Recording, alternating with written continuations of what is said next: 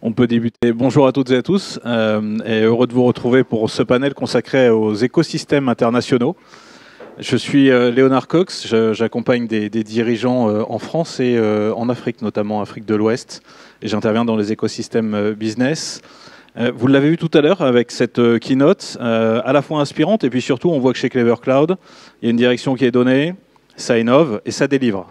Et ce matin, on parlait de stratégie à l'international. Et il y a une direction qui a également été donnée, parmi d'autres, pour le déploiement et la création d'écosystèmes et de partenariats. C'est la direction du continent africain et de la création d'écosystèmes et de partenariats sur le continent africain. Et on va faire un focus pendant ce panel sur les enjeux à travers le démonstrateur et des réalisations concrètes conduites par Clever Cloud sur place, donc Clever Cloud Africa, qui se déploie sur le continent avec ses partenaires. Donc j'ai le plaisir d'avoir avec nous, et vous le voyez, vous les connaissez, Erwan Rougeux, on l'a entendu tout à l'heure, qui est vice-président chargé de la croissance internationale. Jules Hervé Yimeounmi, pardonne-moi, tu es président d'Africa Data Protection, qui est une association donc consacrée au sujet. Jean-Jacques Ndocho, directeur général adjoint technologie et opérations de New Digital Africa. Et enfin, Ismaël Faouri, tu es fondateur et CEO de Lasphère. On y va sans transition. Jean-Jacques, je me tourne vers toi pour débuter. Alors effectivement, j'espère que tu apprécies ce contexte nantais, toujours agréable. C'est une très belle ville, une très belle chose de faire ce premier Clever Cloud Fest ici à Nantes. Et on le voit souvent, les acteurs nationaux de la tech choisissent Paris et Clever Cloud a choisi sa ville natale, Nantes, pour porter son écosystème. Toi qui es arrivé il y a 24 heures et qui est un acteur, tu es quand même connu en Côte d'Ivoire à travers ta carrière, ton parcours. Il y a 10 ans, on disait que la révolution du digital allait se faire en Afrique. Typiquement, New Digital Africa, c'est un champion du digital africain. On peut le dire, vous couvrez l'ensemble de la chaîne de valeur. Vous êtes connu, reconnu, une maison fondée par Ange Kakou Diagou, un entrepreneur réputé et fort apprécié en Côte d'Ivoire. Dis-nous, sur le chemin parcouru, comment est-ce que tu vois l'évolution de la tech africaine et quels sont les enjeux, surtout vis-à-vis des partenaires de Clever Cloud? Comment est-ce qu'on crée cet écosystème? Merci Léonard. Effectivement, je suis bien arrivé. Il y a même une rue qui porte mon prénom. Bonne arrivée, comme on dit. La rue Jean-Jacques. Je ne suis pas très loin de là, d'ailleurs. Donc, je suis bien intégré à Nantes. Et effectivement, New Digital, chez New Digital, nous disons que l'Afrique est le futur et que le futur, c'est le digital. Et c'est un groupe qui a été fondé, effectivement, comme le disait Léonard, par un entrepreneur de talent qui sait voir, sans regarder dans une boule de cristal, prédire déjà ce qui va arriver dans les 5 prochaines années ou les 10 prochaines années. Et depuis 2012, il a décidé donc d'aller dans cette aventure et qui, aujourd'hui, lui donne raison. Et donc, on est parti d'un écosystème où les DSI voulaient avoir leurs serveurs juste à côté d'eux pour s'assurer que les données étaient bien présentes. Et il a fallu donc faire de l'évangélisation pour faire changer les mentalités. Et aujourd'hui, vous pouvez constater en Afrique que l'adoption du digital est dans le quotidien de tous les ménages. Et chacun, même la vendeuse du coin de rue, sait acheter avec son téléphone. Et avec le téléphone qui a un taux de pénétration assez important. Dans le domaine des entreprises, nous constatons qu'effectivement, on n'a plus peur du cloud. Et le cloud est devenu la solution, vraiment miracle, vers laquelle tout le monde veut aller. Et donc, face à cela, New Digital, notre rapprochement donc avec Clever Cloud, devient une opportunité en tout cas excellente à saisir en Afrique de l'Ouest et du Centre, là où nous sommes présents. Merci. Merci Jean-Jacques. Erwan, je me tourne vers toi. Tu le disais tout à l'heure, Clever Cloud a un vrai différenciant dans son approche à l'international. Et là, on parle de concret, pour le coup. Ça fait 1 an que tu as lancé des initiatives avec Quentin. et le principal partenaire sur l'Ouest africain est là. C'est quoi ton différenciant? Comment est-ce que tu arrives sur un marché? Est-ce que tu as ces anciennes logiques ou bien au contraire, tu es dans la co-construction, le partenariat et c'est ça qui fait votre différence? En effet, c'est exactement ça la vraie différence. Moi, j'ai eu la chance de beaucoup voyager sur le continent africain et de voir les choses. Je dirais que la première chose qu'il nous a fallu faire, c'est regagner la confiance des gens, leur montrer qu'on arrive avec une vraie offre de valeur, avec une vraie mentalité. C'est en ça que ça a été un vrai plaisir de rencontrer Ange, avec qui on partage une vision. Que ce soit Quentin, moi, l'ensemble de Clever Cloud, NDA, on partage cette même vision de l'avenir de l'Afrique, de la co-construction. Je le disais ce matin, tout seul on n'est rien, ensemble on est tout, et c'est exactement ça qui se passe. Sans New Digital Africa, Clever Cloud West Africa ne pourrait exister. C'est grâce à la vision d'Ange, sa connaissance intime du marché et sa vision dans l'avenir qu'on a pu retrouver, broder ensemble et envisager de construire quelque chose. Et c'est ça qui a été vraiment intéressant dans cette approche et qui nous permet d'être différenciants dans le sens où d'habitude les Occidentaux arrivent, posent de la valeur, repartent avec la valeur. Nous, on se propose de garder la valeur sur place et de co-construire avec eux.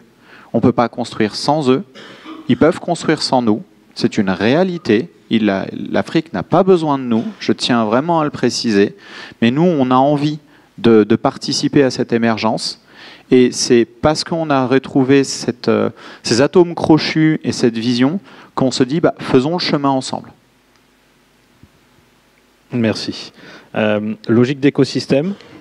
Et pour le coup, Ismaël, dis-nous 2 mots sur la sphère déjà. Et pour le coup, tu es un pur acteur, un créateur d'écosystème avec de l'opérationnel derrière. Donne-nous 2-3 bonnes pratiques, toujours avec cette dimension de comment est-ce que on opérationnalise des écosystèmes de croissance inclusive avec des partenaires, notamment des partenaires en Afrique. Très bien. Alors juste pour vous parler un peu de la sphère, c'est un pur produit nantais, bien que je sois franco-marocain. C'est né ici dans les différents incubateurs et accompagnateurs de l'écosystème, en passant par le Pépite, par ADN Booster, par à la French Tech, la cantine, etc. Et à travers tout le parcours qu'on a pu avoir, en fait, on a rencontré déjà pas mal d'acteurs. Nous, d'origine, on était une start-up EdTech, donc développement d'une solution digitale d'information et de communication pour les étudiants, de la sortie du lycée jusqu'au premier emploi. Voilà, c'était notre raison d'être initiale. Et très vite, on a rencontré beaucoup de monde, tous ces acteurs qui nous ont accompagnés. Et puis, voilà, il y a aussi des opportunités en Afrique, hein, parce que c'était un des précédents événements qui avait lieu ici au Palace, mais c'est le seul continent qui s'est doté d'une stratégie jusqu'en 2063, avec une déclinaison marocaine qui correspond à la stratégie digitale 2030, donc qui fixe des jalons avec aussi des catalyseurs, notamment l'IA, l'usage inclusif et le cloud souverain. Et donc le chemin, en fait, chemin faisant dans notre écosystème nantais, on a vu qu'on évoluait en parallèle sur nos ambitions internationales avec Clever Cloud. Et cette idée d'écosystème, elle est née naturellement, un peu spontanément, en se disant, il y a plein de gens qui évoluent en parallèle, qui ont envie de faire plein de choses, avec des valeurs communes qui ont été exposées pendant toute la matinée, l'après-midi, de souveraineté et d'autonomie, et d'autonomisation, donc d'accompagner les différentes organisations à s'autonomiser. Et on s'est dit, autant faire ça ensemble, parce qu'ensemble, on est tout. Et donc concrètement, au Maroc, nous avec la sphère, on est sur une couche plutôt applicative. On développe des solutions. Clever Cloud nous permet de les déployer. Et donc, on s'est dit au Maroc, on travaille ensemble. On a créé un consortium sur 3 volets. Donc, le volet développement logiciel et cloud, un volet de formation, puisqu'il faut créer une communauté, notamment de développeurs et aussi de personnes dans la tech.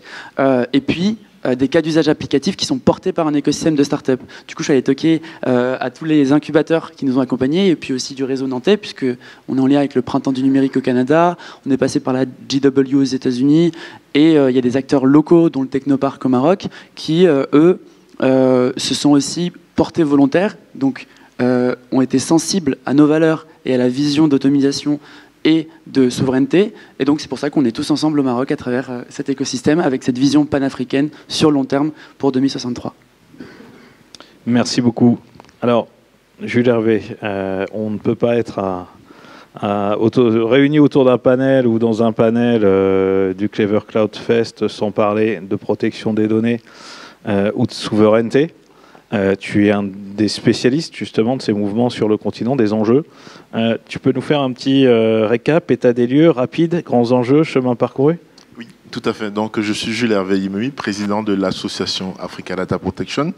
Donc, c'est une association qui vise à contribuer activement à un avenir numérique sûr et éthique pour tous les citoyens africains. Donc, on travaille avec les professionnels, les étudiants et toute la classe africaine. Et donc, l'association, elle est jeune, hein, donc elle date de 2 ans et on est composé d'environ une soixantaine de membres. Et contrairement à Jean-Jacques, moi, je vis en région parisienne. Donc, à côté de cela, je suis juriste délégué à la protection des données. Et donc, j'ai vu que Clever Cloud est plutôt avancé sur le sujet, notamment à travers le RGPD. Donc, c'est une bonne chose. Et donc, par rapport à l'Afrique, donc, c'est 54 pays. Et la protection des données a beaucoup évolué sur le continent. Donc, il y a 10 ans, on ne comptait que 20 lois sur la protection des données. Et actuellement, on est déjà à 40. Donc, on se rapproche du 100% en termes de protection des données à caractère personnel. Donc, c'est un sujet qui est en train d'être pris à bras le cœur à travers les autorités de protection des données, les gouvernements africains.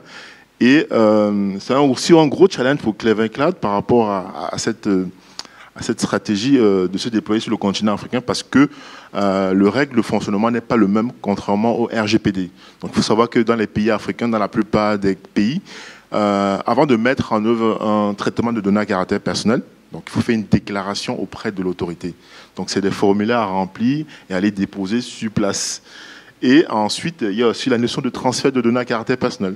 Donc avant de transférer des données en dehors du pays, il faut demander l'autorisation. Et donc, c'est en fait ces mécanismes-là que les régulateurs africains exigent à travers les sociétés qui veulent s'installer sur le continent. Voilà. Merci. Alors justement, quand on est sur la partie opérationnelle et marché, Jean-Jacques, New Digital Africa a toujours voulu apporter cette dimension digital africain, digital ivoirien, pour la zone, puisque vous couvrez également l'Afrique du centre, l'Afrique centrale.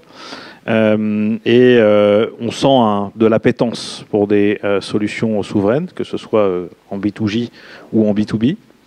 Et ça a toujours été dans vos objectifs. Et puis, vous rencontrez la technologie, et on connaît sa robustesse, sa fiabilité, la technologie Clever Cloud.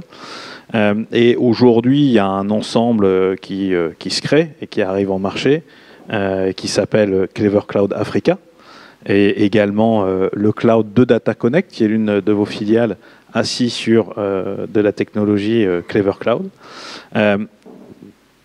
Vous allez tout de suite prendre des parts de marché, vous allez pour le coup accélérer parce que vous savez qu'il y a une demande face aux enjeux, face aux risques de captation des données, face aux risques liés à la sécurité, et face vraiment à cette demande à la fois des gouvernements et des entreprises du secteur privé de maîtriser la donnée à travers des solutions fiables.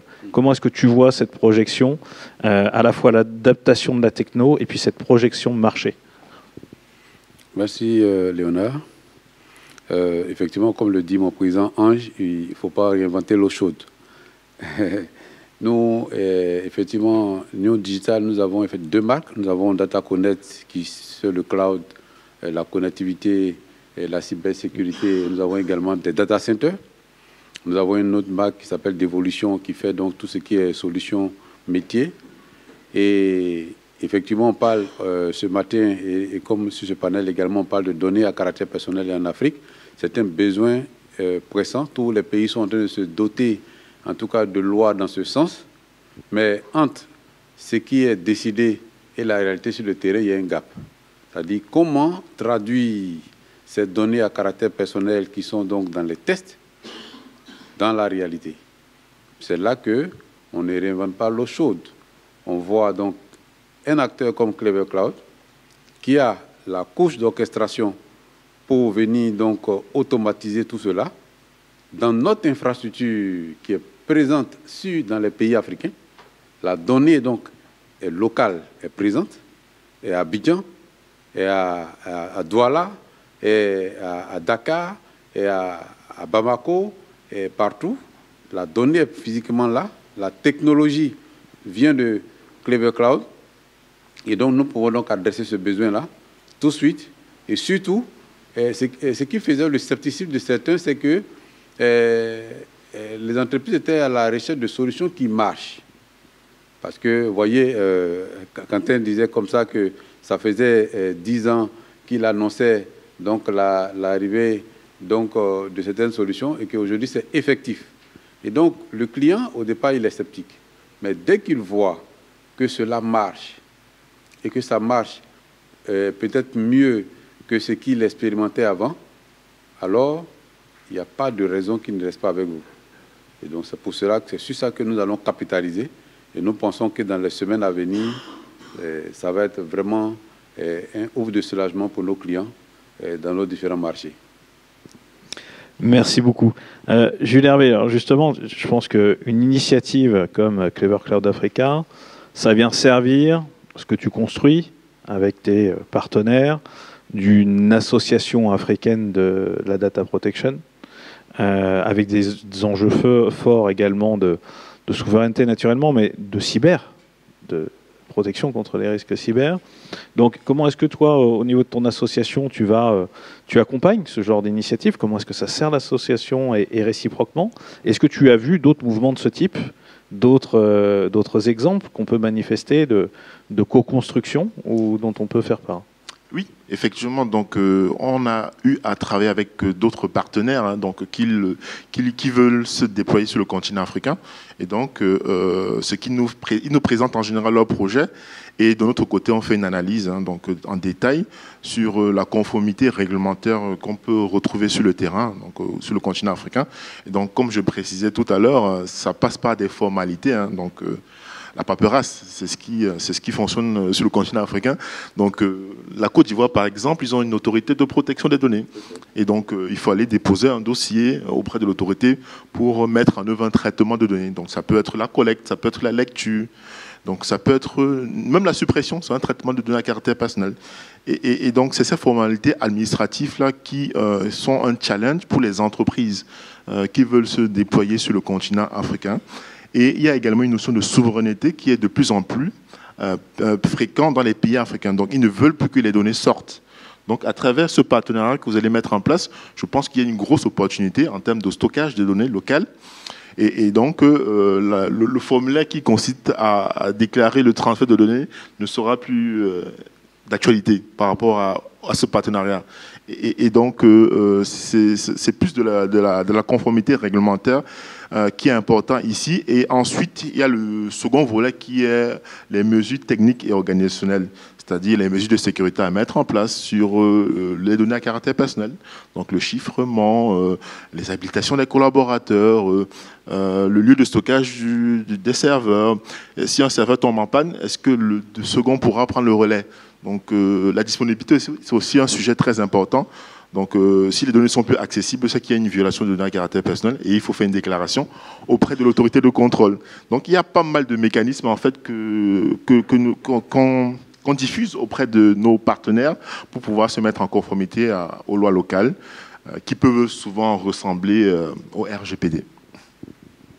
Entendu. Et d'une certaine manière, tu es un facilitateur. Tu expliques parce qu'on a des réglementations qui sont soit sur le marché effectivement effective en matière de RGPD, soit on est sur des réglementations embryonnaires dans certains cas, on peut le dire comme ça, elles vont arriver. Donc vis-à-vis de partenaires qui arrivent et que tu accompagnes, sont membres de l'association, tu les éclaires, tu les aiguilles, tu facilites plutôt qu'une association traditionnelle comme on peut connaître en Europe. C'est bien ça en quelque sorte? C'est exactement ça. Donc on est là juste pour faciliter leur déploiement sur le continent africain parce que en Afrique, souvent, c'est difficile d'avoir l'information. Donc, nous, on arrive à avoir l'info parce qu'on a les bons contacts, on a le bon réseau et on facilite en fait la diffusion de ces informations à travers des rapports qu'on publie. Tous les 6 mois, on publie des rapports sur l'état des lieux de la protection des données en Afrique. Et il y a aussi un sujet important qui arrive, c'est l'intelligence artificielle. Donc, en termes de data protection, c'est un sujet aussi que Clever Cloud pourrait s'intéresser à ce sujet. Voilà. Eh ben, merci pour la question, qui est donc pour Erwan. Moi, je reste un peu sur ma faim.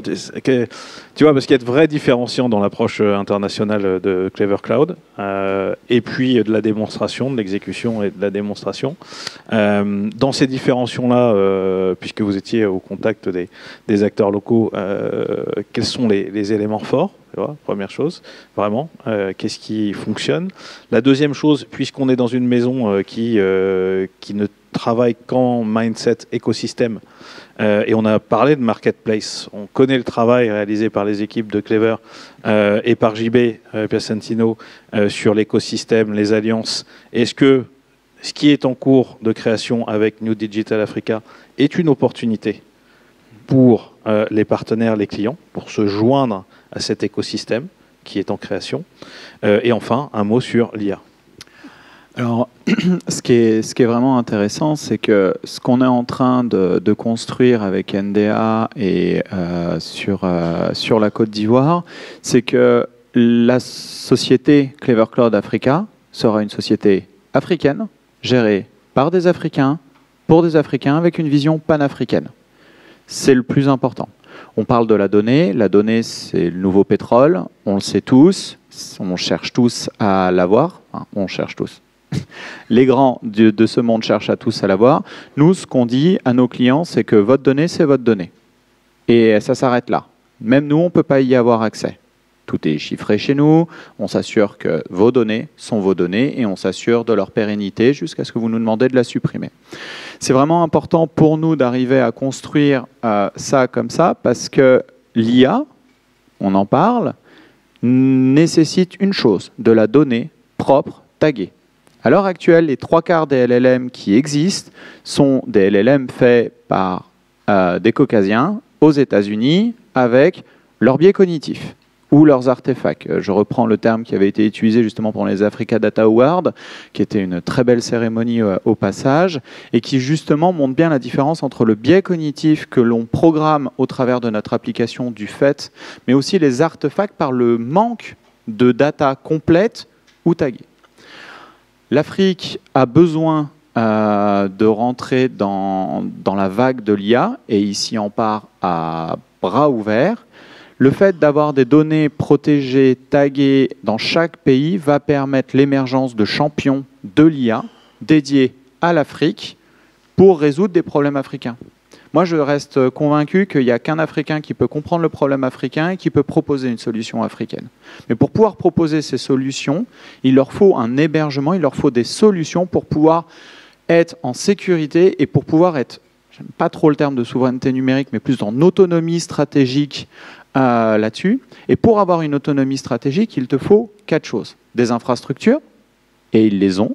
En Afrique, il y a beaucoup de data centers qui sont tier 3, tier 3+, qui permettent un hébergement professionnel dans les grandes qualités que l'on a en Europe.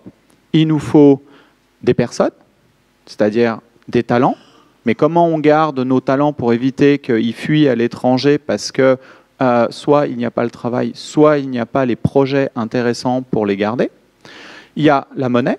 Si mon cloud, je le paye dans des monnaies qui ne sont pas ma devise, à quel moment j'ai un vrai contrôle sur mes monnaies? Et enfin, la dernière chose, c'est la formation. C'est-à-dire qu'une fois que j'ai mis en place les choses, comment je continue le transfert de compétences, comment je continue l'incrément de la next step.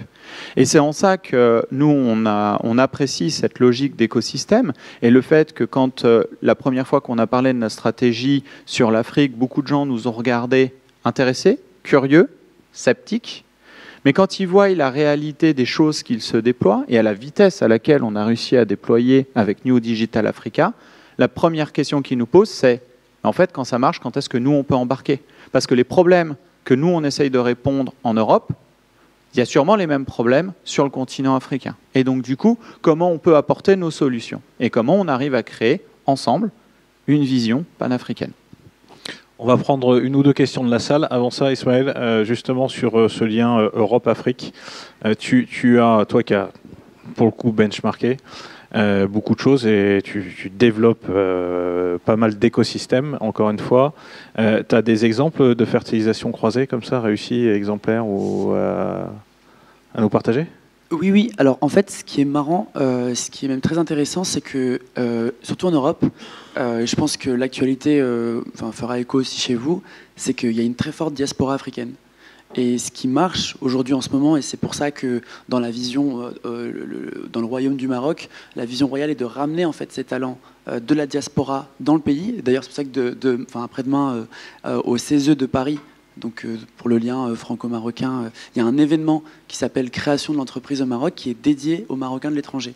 Et récemment aussi, il y avait, organisé par le Haut Commissariat aux Diaspora en Europe, il y avait un événement dédié à ça.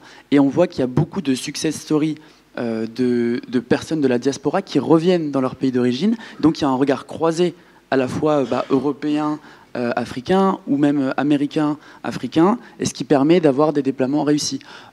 Typiquement, bon, c'est peut-être pas forcément un bon exemple du coup pour nous, mais il y a une entreprise connue qui s'appelle Oracle et qui a pu être ramenée au Maroc parce que c'était un Maroco-américain qui a fait carrière chez Oracle et qui a pu ramener une branche ici. Pareil pour Capgemini, pareil pour d'autres cabinets dans le digital qui ont fait ces déploiements réussis par la voie de leur diaspora.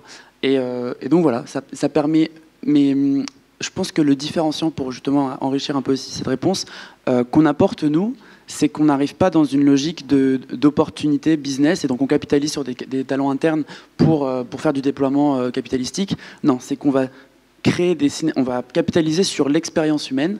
Donc, par exemple, la mienne, qui suit un pied dans les deux plats, franco-marocain, connaissance des deux, et de l'écosystème 100% pour le coup français qu'on va apporter au Maroc, et l'écosystème local, donc l'hébergement, les data centers marocains, 100% marocains, qui ont la culture locale, et de créer ce pont. Et on se positionne comme un pont plutôt qu'une porte d'entrée. Voilà. Merci beaucoup. Une question de la salle, peut-être ? On peut en profiter tant que vous les avez. N'hésitez pas pour celles et ceux qui ont une envie de développement ou pas. Merci, moi je suis Alexis de Valouine. J'ai une question par rapport aux réglementations. Donc j'ai compris qu'il y avait beaucoup de réglementations qui étaient désormais en place dans les pays africains. Est-ce que ça arrive qu'elles soient plus strictes que la réglementation européenne ? Et du coup, est-ce que Clever se retrouve dans une situation où il va falloir s'adapter à ce qui est pratiqué dans ces pays-là? Vas-y, je t'en prie. Ok. Et on va en profiter pour prendre une deuxième question. En fait, je rebondis juste parce que c'est très proche. Du coup, le fait qu'il y en ait 40, est-ce que c'est pas un défi aussi? Parce que c'est vrai qu'en Europe, on a le RGPD, on a une réglementation. Le fait qu'il y ait en Afrique comme ça 40 lois différentes, est-ce que c'est pas beaucoup finalement à gérer pour une organisation? Oui, très bonne question. Donc ça rejoint, je pense, les deux. Effectivement, il y a un grand défi actuellement sur le continent africain. Pourquoi ? Parce que les réglementations ne sont pas uniformes. Donc 54 pays, ça va faire bientôt 54 lois. Ça devient compliqué pour se déployer sur le continent. Et en Europe, il y a le RGPD qui encadre le traitement des données dans toute l'Union européenne. Il y a quelque temps, l'Union africaine, je ne sais pas si vous connaissez, qui regroupe les pays africains, avait lancé une convention sur l'Union africaine sur la protection de données à caractère personnel. Et donc, malheureusement, ça n'a pas marché. Et très peu de pays ont adhéré à cette convention. Donc, en fait, le challenge, c'est d'avoir un règlement contraignant qui va obliger les pays africains à se conformer à cette réglementation, un peu comme le RGPD. Pour l'instant, ça n'arrive pas à marcher. Donc, le gros challenge ici, c'est de se conformer à toutes les lois. Malheureusement, c'est ce qu'il faudra faire. Mais il faut savoir que les lois se ressemblent. Donc, lorsque vous lisez les textes, il y a beaucoup de similitudes. Tout à l'heure, je parlais de déclaration. C'est quelque chose de très important. Vous pouvez ne pas être conforme au niveau sécurité, mais si vous avez fait la déclaration, c'est déjà une bonne chose. Donc, voilà, c'est quelque chose de très important. Et il faut avoir une vision globale parce qu'il y a la zone francophone et la zone anglophone. Ils n'ont pas la même vision des choses, de la donnée à caractère personnel. Et donc, c'est aussi un challenge à mettre en place. Et voilà, c'est des choses qu'il faut mettre en place immédiatement pour ne pas tomber sous le coup de la loi. Je ne sais pas si vous savez, mais Facebook a été, Meta, donc la maison mère de Facebook, a été sanctionnée au Niger. Il y a une grosse amende. Et elle est récente. Hein. On n'en parle pas beaucoup, mais les régulateurs africains se réveillent. Et Et pour rebondir, je préfère qu'il y ait 54 lois et que nous, on se conforme à 54 lois qu'il y en ait 0. Et en plus, du coup, au travers d'Africa Data Protection, il y a un Learning Management System que vous avez mis en place pour justement aider à connaître cet écosystème. Si je me permets de rebondir. Merci beaucoup. Effectivement, on a lancé récemment sur notre plateforme un cours sur l'introduction à la protection des données à caractère personnel sur le continent africain. Et donc là, on explique un peu la naissance, la genèse avec tous les textes qu'on peut retrouver dans les pays africains et là où on va. Parce qu'on va vers quelque chose plus ou moins uniforme d'ici les prochaines années. Hein. Voilà. Merci beaucoup. On va remercier et applaudir nos panélistes. Je vous propose de profiter de leur présence, notamment de celle de Jean-Jacques, pour autour d'un café, leur poser certaines questions et à très bientôt et excellent fest. Merci à vous.